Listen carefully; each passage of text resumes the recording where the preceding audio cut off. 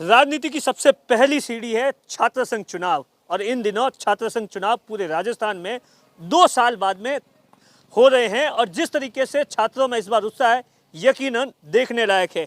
पिछले कई दिनों से अगर आप बाड़मेर शहर के किसी भी इलाके में जाएंगे तो तमाम तरीके के पोस्टर नजर आएंगे, लेकिन एनुशई ने जो अपना प्रत्याशी घोषित किया है वो पोस्टर बॉय नहीं है और उसका नाम मानाराम लेगा है। यकीनन ये अपने आप में चौंका देने वाला फैसला है।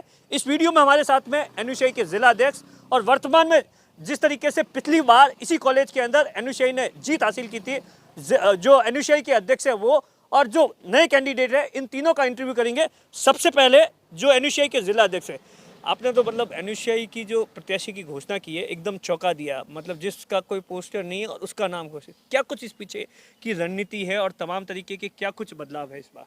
देखिए, एनएसवाई का अपना एक मोटो रहा है और वो है हम धरातल से मेहनत करते हैं। मानाराम जो आपके बीच में आज प्रत्याशी घोषित किए गए हैं एनएसवाई से, इन्होंने भी 3 साल कॉलेज के अंदर यूजी के अंदर रेगुलर रहे हैं और कॉलेज के अंदर मेहनत करी है। हम लोग पोस्टरबाजी या बड़ी रैली के माध्यम से उस बात में या कॉलेज कैंपस से बाहर नहीं जाना चाहते। हमारे बीच में एनएसवाई की जो विचारधारा चल रही है वो विचारधारा यही है कि हम लोग जो छात्रों के बीच में उनकी जो समस्याएं हैं उनको लेकर के जो आगे मेहनत करे, धरातल पे जो काम करे, हम उसी को आगे बढ़ाते हैं। एनएसवाई के सारे कार्यकर्ताओं की इच्छा के अनुरूप और मानाराम की मेहनत के अनुरूप रेगुलर जो विद्यार्थी थे उनकी जितनी इच्छा थी उसके अनुरूप ही उम्मीदवार तय किया गया है और यही हमारी एनएसवाई की विचारधारा है। ऐसा तो नहीं है कि आपने मतलब अचानक ही प्रत्याशी को थोप दिया गया हो? अगर जो इन मानाराम की तैयारी होती तो उनके पोस्टर भी लगते, बाकी जो भी कैंडिडेट्स तैयारी कर रहे थे उनके तमाम तरीके के पोस्टर बहुत सारा लगे थे। चर्चा का विषय भी ये भी है। देखिए, ऐसा नहीं है कि बिल्कुल पोस्टर इनके नहीं लगे थे। सोशल मीडिया पे, कॉलेज के ग्रुप्स के अंदर, कॉलेज के विद्यार्थियों के द्वारा, कॉलेज के विद्यार्थियों के माध्यम में इनके भी पोस्टर चल रहे थे, इनकी भी बात चल रही थी।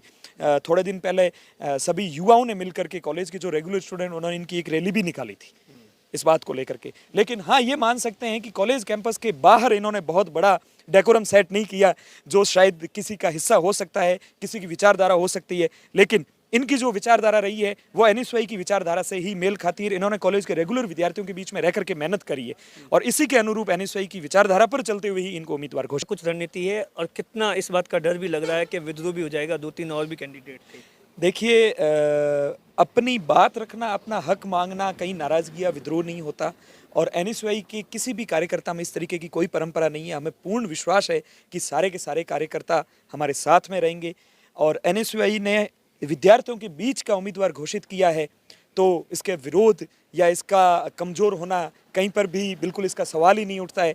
एनएसवाई ने जिस तरीके से हर साल अपने मुख्य मुद्दों पर और कॉलेज की जो समस्याएं हैं उन मुख्य मुद्दों पर फोकस रखा है, वो हल करवाने की कोशिश करी है। तो हमेशा रेगुलर स्टूडेंट साथ में रहे हैं। इस बार भी उनके बीच में से अगर उम्मीदवार आया है तो कॉलेज के सारे रेगुलर स्टूडेंट साथ में रहेंगे और पूर्ण आशा है कि वही 2019 का इतिहास फिर दोहराया जाएगा, उनके बीच का स्टूडेंट फिर आएगा, उसी मजबूती से जीतेगा। ये एनुशई का दावा है कि 2019 का इतिहास फिर से दोहराया जाएगा। कैमरे के पीछे अश्विनी है, मैं आपका साथी दिनेश बोहरा।